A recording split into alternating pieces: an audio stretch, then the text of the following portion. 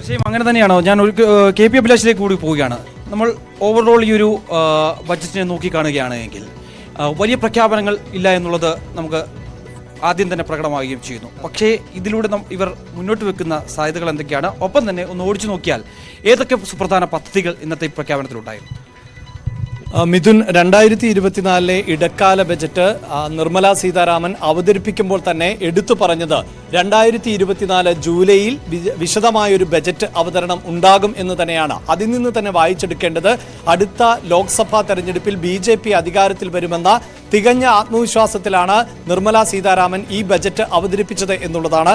അതോടൊപ്പം നമുക്ക് ബജറ്റിന്റെ ഉള്ളടക്കത്തിലേക്ക് പോകുമ്പോഴും സാധാരണ നിലവിലുള്ള സർക്കാരിന് ആത്മവിശ്വാസം കുറയുമ്പോഴാണ് കൂടുതൽ പ്രഖ്യാപനങ്ങൾ ബജറ്റിൽ ഉണ്ടാവുക. അങ്ങനെ ജനക്ഷേമ പ്രഖ്യാപനങ്ങളിലൂടെ ജനങ്ങളെ കൂടുതൽ ആകർഷിക്കുകയും ഭരണ തുടർച്ച എന്നത് ഉറപ്പാക്കുകയും ചെയ്യുക എന്നതാണ് സാധാരണ നിലയിൽ ബജറ്റ് അവതരിപ്പിക്കുമ്പോൾ കേന്ദ്ര സർക്കാർ സ്വീകരിക്കുന്ന ഒരു നിലപാട് എങ്കിൽ അതിൽ നിന്ന് വ്യത്യസ്തമാണ് ഇന്ന് 58 മിനിറ്റ് മാത്രമാണ് നിർമ്മല സീതാരാമന്റെ ബജറ്റ് നീണ്ടുനിന്നത്. അതിൽ വലിയ പ്രഖ്യാപനങ്ങൾ ഒന്നും തന്നെ നമുക്ക് എടുത്തു പറയാൻ സാധിക്കുന്നില്ല. മറിച്ച് സാമ്പത്തിക അച്ചടക്കത്തിന് ഊന്നൽ നൽകിക്കൊണ്ടുള്ള ഒരു ബജറ്റാണ് ഇപ്പോൾ മുന്നോട്ട് വെച്ചിട്ടുള്ളത് എന്ന് വേണം നമുക്ക് മനസ്സിലാക്കാൻ. കാരണം 2023-24 ലക്ഷ്യം എന്നത് 17.87 ലക്ഷം കോടി രൂപ എന്ന നിലയിലേക്ക് ധനക്കമ്മിയെ മാറ്റുക എന്നതാണ്. എന്നാൽ സാമ്പത്തിക വർഷത്തിന്റെ തുടക്കത്തിൽ തന്നെ ഇത് കൈവിട്ടു പോകുന്ന ഒരു സാഹചര്യം ആണ് സമ്പദ്ഘടനയിൽ ഉള്ളത്. പ്രത്യേകിച്ച് ഇപ്പോൾ തന്നെ 9 ലക്ഷം കോടിയിലധികമായി ധനക്കമ്മി മാറിയിട്ടുണ്ട്.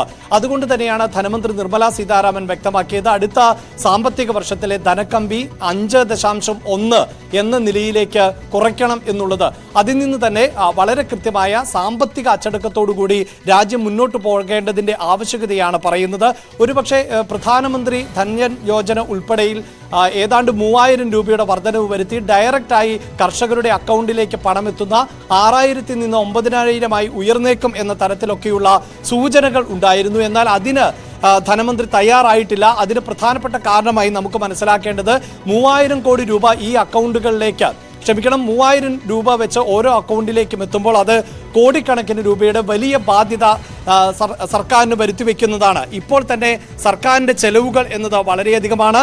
ശമ്പളം, പെൻഷൻ, കുടിശ്ശിക, സബ്സിഡി, പലിശ, രാജ്യരക്ഷ, സംസ്ഥാനങ്ങളുടെ വിഹിതം എന്ന നിലയിൽ എല്ലാ വർഷവും നൽകേണ്ട തുകയാണിത്. അത് വർദ്ധിപ്പിക്കുക എന്നത് നിലവിൽ സാധ്യമല്ലാത്ത ഒരു സാഹചര്യം എന്നാണ് പൊതുവെ വിലയിരുത്തുന്നത്. അതുകൊണ്ട് തന്നെയാണ് അത്തരത്തിലുള്ള ഒരു വർധനവും ഈ 58 മിനിറ്റ് നീണ്ട ബജറ്റ് പ്രസംഗത്തിൽ നമുക്ക് കാണാൻ സാധിച്ചില്ല. പക്ഷേ ഈ ബജറ്റ് പൂർണ്ണമായും അപ്ലോഡ് ചെയ്യുമ്പോൾ മാത്രമാണ് ഓരോ സംസ്ഥാനങ്ങളുടെയും വിഹിതം എന്തൊക്കെ, ഓരോ പദ്ധതികൾക്കും വേണ്ടി എത്ര കോടി രൂപയാണ് മാറ്റിവെച്ചിട്ടുള്ളത് എന്ന് നമുക്ക് മനസ്സിലാക്കാൻ സാധിക്കുകയുള്ളൂ. അപ്പോഴും എടുത്തു പറയേണ്ടത് അടിസ്ഥാന സൗകര്യ വികസനത്തിനായി 11.11 ലക്ഷം കോടി രൂപ ഈ ബജറ്റ് മാറ്റിവെക്കുന്നുണ്ട് എന്നുള്ളതാണ്. അതായത് അടിസ്ഥാന സൗകര്യ വികസനത്തിന് പ്രത്യേകിച്ച് റെയിൽവേ വികസനത്തിന് കാര്യമായ ഊന്നൽ നൽകിയിട്ടുണ്ട് ഈ ബജറ്റ്. 3 ഇടനാഴികൾ അധികമായി വരുന്നു എന്നുള്ളതാണ് എടുത്തു പറയേണ്ടത്. ഏതാണ്ട് 40,000-ഓളം കോച്ചുകളുടെ നിലവാരം വന്ദേ ഭാരതിലേക്ക് ഉയർത്തും എന്ന ബജറ്റിൽ പ്രഖ്യാപിക്കുകയും ചെയ്തിട്ടുണ്ട്. അതോടൊപ്പം തന്നെ നിരവധി വിമാനത്താവളങ്ങൾ ആരംഭിക്കുകയും 1000 വിമാനങ്ങൾ പുതുതായി വാങ്ങുകയും ചെയ്യും എന്ന് പറയുന്നുണ്ട്. 570-ഓളം പുതിയ വിമാന റൂട്ടുകൾ ഉണ്ടാകും എന്നാണ്. അതിൽ നിന്ന് നമുക്ക് വായിച്ചെടുക്കേണ്ടത് ഡൊമസ്റ്റിക് സർവീസ്, വിമാന സർവീസുകൾ വർദ്ധിപ്പിക്കുന്നു എന്നുള്ളതാണ്. അത് ഒരുപക്ഷെ നമുക്ക് തിരുവനന്തപുരത്ത് നിന്ന് കൊച്ചിയിലേക്ക് അല്ലെങ്കിൽ കൊച്ചിയിൽ നിന്ന് കണ്ണൂരിലേക്ക് എന്ന നിലയിൽ രാജ്യത്തെ മുഴുവൻ കണക്ട് ചെയ്തുകൊണ്ടുള്ള ഡൊമസ്റ്റിക് വിമാന സർവീസുകളുടെ എണ്ണത്തിൽ വലിയ വർധനവ് ഉണ്ടാകും എന്നുള്ളതാണ് നമുക്ക് മനസ്സിലാക്കാൻ സാധിക്കുന്നത്. മറ്റൊന്ന്, ഈ നികുതിയുമായി ബന്ധപ്പെട്ട് എടുത്തു പറയേണ്ടത് മിഥുൻ, ഇതിൽ ഈ നികുതി സ്ലാബുകളിൽ കാര്യമായ മാറ്റമില്ല എന്നുള്ളതാണ്. കഴിഞ്ഞ വർഷമാണ് നികുതി സ്ലാബുകളിൽ കാതലായ മാറ്റം കൊണ്ടുവരികയും ഈ നികുതി സ്ലാബുകൾ തെരഞ്ഞെടുക്കുവാനുള്ള ഒരു അവസരം നികുതിദായകർക്ക് നൽകുകയും ചെയ്തത്. ഒരുപക്ഷെ അങ്ങനെ നികുതി സ്ലാബുകൾ തെരഞ്ഞെടുക്കുമ്പോൾ കൂടുതൽ നികുതി ഇളവുകൾ ഉണ്ടായേക്കുമെന്ന് പ്രതീക്ഷിച്ചിരുന്നതാണ്. എന്നാൽ അത്തരത്തിലുള്ള നികുതി ഇളവുകൾക്കും കേന്ദ്ര സർക്കാർ തയ്യാറാകുന്നില്ല. അതിൽ നിന്ന് തന്നെ നമുക്ക് വായിച്ചെടുക്കേണ്ടത് കേന്ദ്ര സർക്കാരിന് കൂടുതലായ പണം കണ്ടെത്തേണ്ട ആവശ്യകതയുണ്ട്. അതായത് വരവും ചിലവും തമ്മിൽ കാര്യമായ അന്തരം നിലനിൽക്കുന്നു. കോവിഡിന്റെ പ്രതിസന്ധി അടക്കം രാജ്യത്തിന്റെ സമ്പദ്ഘടനയെ പ്രതികൂലമായി ബാധിച്ച സാഹചര്യത്തിൽ കേന്ദ്ര സർക്കാരിന്റെ വരുമാനം വർദ്ധിപ്പിക്കേണ്ടതുണ്ട്. ആ വരുമാന വർധനവിനുള്ള സാധ്യതകൾ ഇപ്പോഴും തുറന്നിട്ടിരിക്കുന്നു എന്നാണ് നമുക്ക് ഇതിൽ നിന്ന് മനസ്സിലാക്കാൻ സാധിക്കുന്നത്. അതോടൊപ്പം എടുത്തു പറയേണ്ട മറ്റൊരു പദ്ധതി എന്നത് ഈ പുരപ്പുറ സോളാർ പദ്ധതിയിലൂടെ 1 കോടി കുടുംബങ്ങൾക്ക് പ്രതിമാസം 300 യൂണിറ്റ് വരെ വൈദ്യുതി സൗജന്യമായി നൽകുന്നു എന്നത് വലിയ അവകാശവാദമായി കേന്ദ്ര സർക്കാർ പ്രഖ്യാപിച്ചിട്ടുണ്ട്. മറ്റൊന്ന് കടൽ സമ്പത്ത് എന്നുള്ളതാണ്. മത്സ്യ സമ്പത്ത്, സീ ഫുഡ് ഉൾപ്പെടെയുള്ള കയറ്റുമതി ഉയർത്തും എന്ന് പറഞ്ഞിട്ടുണ്ട്. വനിതാ സംരംഭകർക്ക് കൂടുതൽ മുദ്രാ യോജന വായ്പകൾ അനുവദിക്കും എന്നിങ്ങനെയുള്ള പ്രഖ്യാപനങ്ങളാണ്. മിഡിൽ ക്ലാസിനെ ഉദ്ദേശിച്ചുകൊണ്ടുള്ള കൂടുതൽ പ്രഖ്യാപനങ്ങളിലേക്ക് കേന്ദ്ര സർക്കാർ പോയിട്ടുണ്ട്. അതോടൊപ്പം തന്നെ യാഥാർത്ഥ്യത്തെ ഉൾക്കൊണ്ടുകൊണ്ടുള്ള ഒരു ബജറ്റ്, അധിക പ്രഖ്യാപനങ്ങളില്ലാതെ, വാഗ്ദാനങ്ങളില്ലാതെ യാഥാർത്ഥ്യങ്ങൾ ഉൾക്കൊണ്ടുകൊണ്ടുള്ള ഒരു ബജറ്റ് എന്ന നിലയിൽ വേണം നമുക്ക് പ്രാഥമികമായി ഇതിനെ വിലയിരുത്താൻ. മിഥുൻ, അഭിലാഷ്, ഒപ്പം തന്നെ നമുക്കറിയാം ഈ ക്ഷേമച്ചെലവുകൾ വർദ്ധിപ്പിക്കാനൊപ്പം തന്നെ ഈ 2025-26 സാമ്പത്തിക വർഷത്തിലെ ധനക്കമ്മി അത് GDP-യുടെ 4.5% കുറയ്ക്കുമെന്നുള്ള പ്രഖ്യാപനം തവണത്തെ ബജറ്റിലുണ്ടാകുമെന്ന് പ്രതീക്ഷിച്ചിരുന്നു. ഒപ്പം തന്നെ ഈ നികുതി കുറയ്ക്കുന്നതിനൊപ്പം തന്നെ ഈ കൃഷിക്കും ഗ്രാമീണ മേഖലകൾക്കും കൂടുതൽ ഊന്നൽ നൽകുന്ന തരത്തിലുള്ള പ്രഖ്യാപനങ്ങൾ ഈ ബജറ്റിലുണ്ടാകുമെന്ന് പ്രതീക്ഷിച്ചിരുന്നു. അത് ഇടക്കാല ബജറ്റായി എങ്കിൽ പോലും തന്നെ അത്തരത്തിലുള്ള സുപ്രധാന പ്രഖ്യാപനങ്ങൾ ധനമന്ത്രിയുടെ പെട്ടിയിലുണ്ട് എന്ന് നമ്മൾ കരുതിയിരുന്നു. പക്ഷേ ആ രീതിയിലുള്ള, അതായത് ഈ നികുതി ഘടനയിൽ പോലും വലിയ മാറ്റങ്ങൾ ഉണ്ടായിട്ടില്ല എന്നുള്ളതാണ് ഏറ്റവും ശ്രദ്ധേയമായിട്ടുള്ള കാര്യം. മിഥുൻ, ഈ ബജറ്റ് തയ്യാറാക്കുമ്പോൾ അല്ലെങ്കിൽ ബജറ്റുമായി ബന്ധപ്പെട്ട് നിരീക്ഷകർ അടക്കം വിലയിരുത്തിയിരുന്നത് കാർഷിക മേഖലയിൽ നേരിട്ട് പണം ലഭിക്കുന്ന, അതായത് കർഷകരുടെ അക്കൗണ്ടിലേക്ക് 6000 രൂപ ലഭിക്കുന്ന പദ്ധതിയിൽ കാര്യമായ മാറ്റമുണ്ടാകും. 3 ഘട്ടമായാണ് ഇത്തരത്തിൽ പണം ലഭിക്കുന്നത്. 2000 രൂപ വെച്ച് വർഷം 3 തവണ, അങ്ങനെ 6000 രൂപ എന്നതാണ് കർഷകരിലേക്ക് നേരിട്ട് എത്തുന്ന തുക.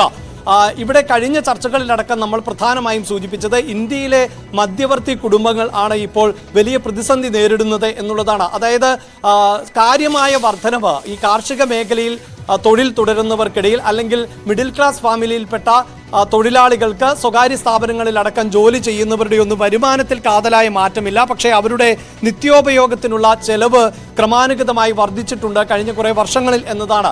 അതുകൊണ്ട് തന്നെയാണ് ഒരുപക്ഷെ ഈ പ്രധാനമന്ത്രി യോജന വഴി കർഷകരിലേക്ക് നേരിട്ട് പണം എത്തിക്കുന്ന പദ്ധതി ഉയർത്തിയേക്കും, കുറഞ്ഞത് 3000 രൂപയെങ്കിലും പ്രതിവർഷം ഉയർത്തിയേക്കും എന്ന് പ്രതീക്ഷിച്ചിരുന്നത്. എന്നാൽ അങ്ങനെ ഒരു പ്രഖ്യാപനത്തിലേക്ക് സർക്കാർ പോയിട്ടില്ല എന്നതാണ് എടുത്തു പറയേണ്ടത്. അവിടെയാണ് ഇതിൻ്റെ രാഷ്ട്രീയം കൂടി നമുക്ക് ബന്ധിപ്പിക്കേണ്ടത്. ഇങ്ങനെ വലിയ സൗജന്യങ്ങളോ വാഗ്ദാനങ്ങളോ ഇല്ല എങ്കിൽ പോലും വീണ്ടും അധികാരത്തിലേറാൻ സാധിക്കുമെന്ന ഒരു ആത്മവിശ്വാസം ആണ് ഇപ്പോൾ ധനമന്ത്രി പ്രകടിപ്പിക്കുന്നത്. അതിൽ നിന്ന് നമുക്ക് വായിച്ചെടുക്കേണ്ടത് ഇപ്പോൾ അല്ലെങ്കിൽ വരാൻ പോകുന്ന ജൂലൈയിൽ അടക്കം ഇനിയൊരു ബജറ്റ് അവതരിപ്പിക്കുന്നത് BJP സർക്കാർ ആണെങ്കിൽ പോലും നമുക്ക് വലിയ വാഗ്ദാനങ്ങൾ പ്രതീക്ഷിക്കേണ്ടതില്ല. 2-3 വർഷം വലിയ വാഗ്ദാനങ്ങളും പ്രഖ്യാപനങ്ങളും ഇല്ലാതെ സാമ്പത്തിക അച്ചടക്കത്തിന് ഊന്നൽ നൽകിക്കൊണ്ടുള്ള ഒരു ബജറ്റിലേക്കായിരിക്കും പോവുക എന്നാണ്. ഇവിടെ മിഥുൻ സൂചിപ്പിച്ച ഒന്ന് ധനക്കമ്മിയാണ്. അത് എടുത്തു പറയേണ്ടതാണ്. കാരണം 2019-20 9.34 ലക്ഷം കോടിയായിരുന്നു നമ്മുടെ രാജ്യത്തിൻ്റെ ധനക്കമ്മി. ഇത് DGP-യുടെ 4.6%. ഇത് 2020-21 എത്തിയപ്പോൾ ഇരട്ടിയായി എന്നതാണ് രാജ്യത്തെ ഞെട്ടിപ്പിക്കുന്ന ഒന്നായി മാറിയത്. 18.18 ലക്ഷം കോടി രൂപയായി ധനക്കമ്മി മാറുന്നു. അതായത് രാജ്യത്തിന്റെ ഉൽപാദന വരുമാനത്തിൽ നിന്ന് രാജ്യത്തിന്റെ ചെലവുമായി താരതമ്യം ചെയ്യുമ്പോൾ 18.18 ലക്ഷം കോടി രൂപ അധികമായി ചെലവിലേക്ക് പോകുന്നു എന്നുള്ളതാണ്. ഇത് കുറച്ചു കൊണ്ടുവരുവാനുള്ള നടപടി 2021 തന്നെ കേന്ദ്ര സർക്കാർ ആരംഭിച്ചിരുന്നു. അതിന്റെ അടിസ്ഥാനത്തിലാണ് 2021 17.5 ലക്ഷം കോടി രൂപയായി അത് ചുരുക്കിയത്. അത് GDP-യുടെ 6.4%. എന്നാൽ 2023-24 സാമ്പത്തിക വർഷത്തിൽ പ്രതീക്ഷിച്ചതുപോലെയുള്ള ഒരു കുറവ് വരുത്താൻ കേന്ദ്ര സർക്കാരിന് സാധിച്ചില്ല. 17.87 ലക്ഷം കോടി രൂപ എന്നതാണ് ലക്ഷ്യം. ഇത് ഏതാണ്ട് GDP-യുടെ 5.9%. ഇങ്ങനെ സർക്കാരിൻ്റെ ചിലവുകളിൽ കാര്യമായ കുറവൊന്നും വരുത്താൻ സാധിക്കില്ല എന്ന് കേന്ദ്ര സർക്കാരിന് ബോധ്യപ്പെടുകയും അതിൻ്റെ അടിസ്ഥാനത്തിൽ ഇനി വാരിക്കോരി നൽകേണ്ടതില്ല എന്ന തീരുമാനത്തിലേക്ക് എത്തുകയും ചെയ്തിട്ടുണ്ട് എന്നാണ് നമുക്ക് മനസ്സിലാക്കേണ്ടത്. അതേസമയം സർക്കാരിൻ്റെ വരുമാനത്തിൽ കാതലായ മാറ്റങ്ങൾ ഉണ്ടാകുന്നു എന്നാണ് മിഥുൻ നമുക്ക് ധനമന്ത്രിയുടെ വാക്കുകളിൽ തന്നെ വ്യക്തമായത്. അതായത് ഈ നികുതി സ്ലാബുകൾ കഴിഞ്ഞ തവണ പരിഷ്കരിച്ചതോടുകൂടി നികുതിദായകരുടെ എണ്ണത്തിൽ കാര്യമായ വർധനവുണ്ടായിട്ടുണ്ട്. നികുതി ലഭിക്കുന്നത് വർദ്ധിച്ചു. അങ്ങനെ നികുതി ഘടനയിൽ വരുത്തിയിട്ടുള്ള മാറ്റങ്ങൾ വലിയ തോതിൽ ഗുണം ചെയ്തിട്ടുണ്ട് എന്ന് കേന്ദ്ര സർക്കാർ വിലയിരുത്തുകയാണ്. അതുകൊണ്ടാണ് മിഥുൻ ഇത്തവണ ഈ നികുതി സ്ലാബുകൾ പിന്തുടരുന്നവർക്ക് കൂടുതൽ ആനുകൂല്യങ്ങൾ ലഭിച്ചേക്കുമെന്ന് പ്രതീക്ഷയുണ്ടായിരുന്നുവെങ്കിലും അത് നൽകാൻ കേന്ദ്ര സർക്കാർ തയ്യാറാകാത്തത്. കാരണം ഇപ്പോൾ ഇപ്പോൾ തന്നെ കേന്ദ്ര സർക്കാരിന്റെ വിലയിരുത്തൽ എന്നത് കഴിഞ്ഞ തവണ നടപ്പിലാക്കിയിട്ടുള്ള ഈ നികുതി ഓപ്ഷൻ, അതായത് ഒരു നിശ്ചിത വരുമാനത്തിന് മുകളിൽ ആദായ നികുതി അടയ്ക്കേണ്ടി വരുന്നവർക്ക് വിവിധ സ്ലാബുകളിലായി ഓപ്ഷൻ തെരഞ്ഞെടുക്കാൻ പറ്റുന്നുണ്ട്. ആ ഓപ്ഷൻ കാര്യക്ഷമമായി ജനങ്ങൾ തെരഞ്ഞെടുത്തിരിക്കുന്നു. അങ്ങനെ നികുതി വർദ്ധിപ്പിക്കാൻ സാധിച്ചിട്ടുണ്ട് എന്നുള്ളതാണ് മനസ്സിലാക്കാൻ സാധിക്കുന്നത്. അതോടൊപ്പം ഈ സർക്കാർ ഉദ്യോഗസ്ഥർക്ക് അടക്കമൊന്നും കാര്യമായ പദ്ധതികൾ അല്ലെങ്കിൽ കാര്യമായ പ്രഖ്യാപനങ്ങളൊന്നും തന്നെ നമുക്ക് പ്രാഥമികമായി വായിച്ചെടുക്കാൻ സാധിക്കുന്നില്ല. ഈ ബജറ്റിനെ പൊതുവെ വിലയിരുത്തുമ്പോൾ നമുക്ക് അടിസ്ഥാന സൗകര്യ മേഖലയിൽ മാത്രമാണ് കാര്യമായ പുരോഗതി അല്ലെങ്കിൽ കാര്യമായ വാഗ്ദാനങ്ങൾ ഉണ്ട് എന്ന് നമുക്ക് വിലയിരുത്താൻ സാധിക്കുകയുള്ളൂ. അതുകൊണ്ടാണ് ഞാൻ നേരത്തെ സൂചിപ്പിച്ചത് 11.11 ലക്ഷം കോടി രൂപയാണ് അടിസ്ഥാന സൗകര്യ വികസനത്തിനായി തയ്യാറാക്കിയിട്ടുള്ളത്. ഒപ്പം ചില പ്രഖ്യാപനങ്ങൾ എന്നത് എണ്ണക്കുരു ഉൽപാദനത്തിൽ സ്വയം പര്യാപ്തത കൈവരിക്കാൻ പദ്ധതി തയ്യാറാക്കുമെന്നുള്ളതാണ്. ഒരുപക്ഷെ മിഥുൻ, ഇത് കേരളത്തിലെ കർഷകരെ സംബന്ധിച്ചിടത്തോളം അധികം ബാധിക്കുന്ന ഒന്നല്ല. പക്ഷേ എണ്ണക്കുരു ഉൽപാദനത്തിൽ സ്വയം പര്യാപ്തത കൈവരിക്കുമെന്ന് പറയുമ്പോൾ അത് കാർഷിക മേഖലയ്ക്ക്, ഇന്ത്യയുടെ കാർഷിക മേഖലയ്ക്ക് വലിയ കരുത്തു പകരുകയും കർഷകർക്ക് ആത്മവിശ്വാസം വർദ്ധിപ്പിക്കുകയും ചെയ്യുന്ന ഒന്നാണ്. അതോടൊപ്പം ക്ഷീര കർഷകരുടെ കാര്യം എടുത്തു പറയുന്നുണ്ട്. ക്ഷീര കർഷകർക്ക് കൈത്താങ്ങ് നൽകും എന്ന് പറയുന്നുണ്ട്. മറ്റൊരു കാര്യം എടുത്തു പറയേണ്ടത് സ്റ്റാർട്ടപ്പുകളുമായി ബന്ധപ്പെട്ടാണ്. അതായത് ഇന്ന് നമ്മുടെ ധനകാര്യ വിദഗ്ധർ ഉൾപ്പെടെ ചർച്ചയിൽ പങ്കെടുത്തപ്പോൾ ഉന്നയിച്ച ഒരു പ്രധാനപ്പെട്ട ആരോപണം എന്നത് ഒരു രാജ്യത്തിന്റെ GDP എന്നത് കണക്കാക്കുന്നത് അവിടുത്തെ ഏറ്റവും ദരിദ്രന്റെയും ഏറ്റവും സമ്പത്ത് ഉള്ള വ്യക്തികളുടെയും ഒക്കെ മൊത്തം ഉൽപാദനവും കാര്യക്ഷമതയും ഒക്കെ കണക്കിലാക്കിക്കൊണ്ടുള്ളതാണ്. ആ സമ്പ്രദായം തന്നെ തെറ്റാണ് എന്ന് നിരീക്ഷിക്കുന്നവരുണ്ട്. കാരണം രാജ്യത്തെ ശതകോടീശ്വരന്മാർ വീണ്ടും കോടീശ്വരന്മാരായി മാറിയാൽ പോലും നമ്മുടെ രാജ്യം വളർച്ചയുടെ പാതയിലാണ് എന്ന് പറയും. അതേസമയം ദരിദ്രർ കൂടുതൽ ദരിദ്രരായാൽ പോലും അത് രാജ്യത്തിന്റെ സമ്പദ് വളർച്ചയെ അടയാളപ്പെടുത്തുന്നുമില്ല. അത് തെറ്റായ ഒരു നിരീക്ഷണമാണ്. മറിച്ച് ദരിദ്രരായ ആളുകൾക്ക്, മിഡിൽ വർത്തിയിലേക്ക്, മധ്യവർഗത്തിന് കൂടുതൽ ക്ഷേമ പദ്ധതികൾ ഉണ്ടാകുമ്പോൾ മാത്രമാണ് രാജ്യം പുരോഗതിയിലേക്ക് പോകൂ എന്ന് വിലയിരുത്തുന്ന ആളുകളുണ്ട്. അതിന്റെ അടിസ്ഥാനത്തിലാണ് ഈ സ്റ്റാർട്ടപ്പുകൾക്ക് അതെടുത്തു പറയേണ്ടതാണ് മിഥുൻ. കാരണം നമുക്കറിയാം, ഇപ്പോൾ ഈ IT മേഖലയിലൊക്കെ അടക്കം ചില കുത്തകകൾ ഉണ്ട് എന്നത് വസ്തുതയാണ്. രാജ്യത്തെ IT മേഖലയുടെ വലിയൊരു ശതമാനവും വൻകിട കോർപ്പറേറ്റ് കമ്പനികൾ ആണ് നടപ്പിലാക്കുന്നത്. അതുകൊണ്ട് തന്നെ ഈ സ്റ്റാർട്ടപ്പുകൾക്ക് ഇളവ് നൽകുന്നു. അതായത് ചെറിയ സ്റ്റാർട്ടപ്പുകൾ, ചെറിയ പദ്ധതികൾ ഒക്കെ ആരംഭിക്കുന്ന ആളുകൾക്ക് കൂടുതൽ ഇളവ് നൽകുകയും അവർക്ക് കൂടുതൽ പദ്ധതികൾ ആരംഭിക്കാനുള്ള സൗകര്യമൊരുക്കി കൊടുക്കുകയുമാണ് ഇപ്പോൾ കേന്ദ്ര സർക്കാർ ചെയ്യുന്നത്. അതുകൊണ്ടാണ് സ്റ്റാർട്ടപ്പുകളുടെ നികുതിയിൽ അടക്കം ചില മാറ്റങ്ങൾ വരുത്തും. അവർക്ക് ഇൻസെന്റീവ് എന്ന നിലയിൽ ഈ നികുതി തിരിച്ചു നൽകുകയോ അല്ലെങ്കിൽ നികുതിയിൽ ഇളവ് പ്രഖ്യാപിക്കുകയോ ചെയ്യും എന്ന് പറയുമ്പോൾ യുവാക്കൾ ആണ് പൊതുവായി സ്റ്റാർട്ടപ്പുകളിലേക്ക് കടന്നു വരുന്നത്. അങ്ങനെ കൂടുതൽ യുവാക്കളെ സ്റ്റാർട്ടപ്പുകളിലേക്ക് ആകർഷിക്കുക, അങ്ങനെ ആ സ്റ്റാർട്ടപ്പുകളിലൂടെ അടക്കം തൊഴിൽ നൽകുക. ധനമന്ത്രി തന്റെ പ്രസംഗത്തിൽ തുടക്കത്തിൽ തന്നെ സൂചിപ്പിച്ചത് ഇപ്പോൾ രാജ്യത്തുള്ള തൊഴിൽ എന്നത് എത്രയാണോ അതിന്റെ ഇരട്ടിയാക്കി തൊഴിൽ സാധ്യത മാറ്റും എന്നുള്ളതാണ്. ഈ പ്രതിപക്ഷ പാർട്ടികളടക്കം തൊഴിൽ രംഗത്ത് വലിയ പ്രതിഷേധമുയർത്തുന്ന ഒരു സാഹചര്യമുണ്ട്. അതായത് രാജ്യത്തെ തൊഴിലില്ലായ്മ നിരക്ക് എക്കാലത്തെയും ഉയർന്ന നിരക്കിലാണ് എന്നുള്ളതാണ് ഇപ്പോൾ പ്രതിപക്ഷ പാർട്ടികൾ ഉന്നയിക്കുന്ന പ്രധാനപ്പെട്ട ഒരു ആക്ഷേപം. അപ്പോൾ ആ തൊഴിലില്ലായ്മ നിരക്ക് കുറയ്ക്കുവാനുള്ള പദ്ധതികൾ എന്നത് കേന്ദ്ര സർക്കാരിന് നേരിട്ട് സാധ്യമാകുന്ന ഒന്നല്ല. മറിച്ച് സ്വകാര്യ സ്ഥാപനങ്ങളിൽ അടക്കം കൂടുതൽ തൊഴിലവസരങ്ങൾ സൃഷ്ടിക്കുന്നതിനുള്ള അവസരം സൃഷ്ടിച്ചു കൊടുക്കുക. അത് മാത്രമാണ് നിലവിൽ 140 കോടി ജനങ്ങളുള്ള ഒരു രാജ്യത്തെ സർക്കാരിന് സാധിക്കുകയുള്ളൂ. എനിക്ക് മനസ്സിലാക്കാൻ സാധിക്കുന്നത് അത്തരത്തിലുള്ള ചില നീക്കങ്ങൾ ആണ് പ്രധാനമായും ഈ ബജറ്റിൽ മുന്നോട്ട് വെക്കുന്നത്. അതായത് സ്വകാര്യ മേഖലയിൽ സ്റ്റാർട്ടപ്പുകൾ അടക്കം ആരംഭിക്കുമ്പോൾ അതിലൂടെ കൂടുതൽ തൊഴിൽ നൽകുക എന്നുള്ളതാണ്. ഒപ്പം മെട്രോ കൂടുതൽ മേഖലകളിലേക്ക് വ്യാപിപ്പിക്കും എന്ന് പറയുമ്പോൾ തന്നെ ഈ തൊഴിൽദായകർക്ക് കൂടുതൽ അവസരങ്ങൾ സൃഷ്ടിക്കുവാനുള്ള ഒരു ശ്രമമായി നമുക്കതിനെ കാണണം. കാരണം തൊഴിൽ മേഖല മെച്ചപ്പെടണമെങ്കിൽ യാത്രാ സൗകര്യങ്ങൾ കൂടുതൽ വർദ്ധിക്കേണ്ടതുണ്ട്. അതുകൊണ്ട് തന്നെ ഇപ്പോൾ പുതിയ കാലഘട്ടമാണ്. ഏറ്റവും മികച്ച യാത്രാ സൗകര്യങ്ങളാണ് സാധാരണക്കാരായ ആളുകളടക്കം തിരഞ്ഞെടുക്കുന്നത്. ഒരു പക്ഷേ അതുകൊണ്ടായിരിക്കാം 40,000 ട്രെയിൻ കോച്ചുകൾ വളരെ ഉന്നത നിലവാരത്തിലേക്കാക്കും എന്നുള്ളത്. ഇപ്പോൾ നമുക്കറിയാം, ട്രെയിൻ യാത്രക്കാർക്ക് അത്ര സുഖകരമായ ഒരു യാത്രയല്ല ലഭിക്കുന്നത്. പല കോച്ചുകളുമൊക്കെ പഴയ കാലത്തുള്ള കോച്ചുകളാണ്, പുതിയ കാലഘട്ടത്തിന് നിരക്കുന്ന കോച്ചുകളല്ല. അതിനിടയിലായിരുന്നു വന്ദേ ഭാരത് എന്ന സർവീസ് ആരംഭിച്ചത്.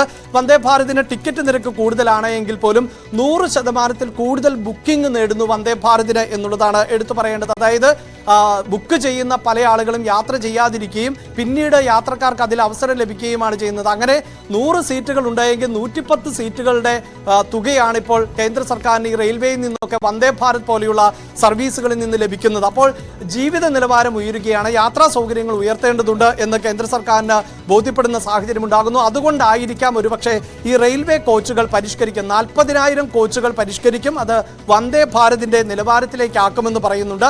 മെട്രോ കൂടുതൽ മേഖലകളിലേക്ക് വിപുലീകരിക്കുമെന്ന് പറയുമ്പോൾ ഈ ഒരു അർബൻ മേഖലയെയും നഗരങ്ങളെയും കൂടുതൽ ബന്ധിപ്പിക്കുക. മെട്രോ എന്ന സർവീസിന്റെ ഏറ്റവും പ്രത്യേകത എന്നതും അതാണ്. നഗര കേന്ദ്രീകൃതം മാത്രമല്ല, അത് നഗരത്തിൽ നിന്ന് കുറച്ചുകൂടി പ്രാദേശികമായ പ്രദേശത്തേക്ക് ആണ് മെട്രോകൾ സർവീസ് നടത്തുക. അങ്ങനെ കൂടുതൽ തൊഴിലവസരങ്ങൾ സൃഷ്ടിക്കുക, പൊതുഗതാഗതം കൂടുതൽ മെച്ചപ്പെടുത്തുക.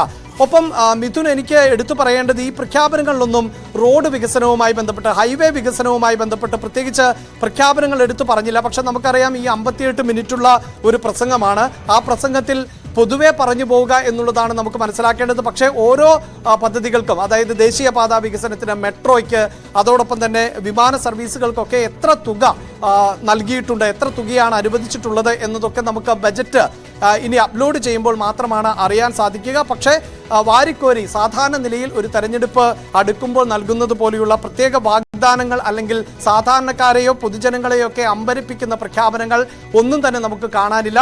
മറ്റൊന്ന്, എയിംസ് ഉൾപ്പെടെ ഇപ്പോൾ കേരളത്തെ സംബന്ധിച്ചിടത്തോളം വർഷങ്ങളായുള്ള ആവശ്യം എന്നത് എയിംസ് ഉൾപ്പെടെയുള്ള ആവശ്യങ്ങളാണ് എങ്കിൽ അതുമായി ബന്ധപ്പെട്ടും ഒരു പ്രഖ്യാപനവും ഇന്ന സംസ്ഥാനങ്ങൾക്ക് എയിംസ് പുതുതായി അനുവദിച്ചു അങ്ങനെയൊന്നും ധനമന്ത്രിയുടെ ഈ പ്രഖ്യാപനത്തിലില്ല. അതും നമുക്ക് ഉള്ളടക്കത്തിലേക്ക് പോയാൽ മാത്രമേ മനസ്സിലാകൂ. പക്ഷേ മെഡിക്കൽ കോളേജുകൾ നിരവധി ആരംഭിക്കും എന്ന് പറയുന്നുണ്ട് ധനമന്ത്രി. അതോടൊപ്പം തന്നെ നേരത്തെ അപർണ സൂചിപ്പിച്ചതാണ്, ഈ പദ്ധതികളിലേക്ക് ആശാ വർക്കർമാരെ അടക്കമൊക്കെ ഉൾപ്പെടുത്തിക്കൊണ്ട് ഇൻഷുറൻസ് പരിരക്ഷ ഉൾപ്പെടെ നൽകുന്ന സാഹചര്യം നേരത്തെ പറഞ്ഞതാണ്. ഗർഭിണികൾക്കും ശിശുക്കൾക്കുമായി നിരവധി പ്രഖ്യാപനങ്ങൾ അടക്കം നൽകിയിട്ടുണ്ട്. അംഗനവാടികൾ ഉൾപ്പെടെ പരിഷ്കരിക്കും എന്ന് പറയുന്നുണ്ട്. അപ്പോൾ ആരോഗ്യ മേഖലയ്ക്കും വിദ്യാഭ്യാസ മേഖലയ്ക്കും അടിസ്ഥാന വികസനത്തിനും മാത്രമാണ് ഈ ബജറ്റിൽ ഇടം നൽകിയിട്ടുള്ളത്. അതിനപ്പുറത്ത് അമ്പരപ്പിക്കുന്ന ഒരു തെരഞ്ഞെടുപ്പ് പ്രഖ്യാപനം എന്നത് നമുക്ക് ഇതുവരെയും വായിച്ചെടുക്കാൻ സാധിക്കുന്നില്ല.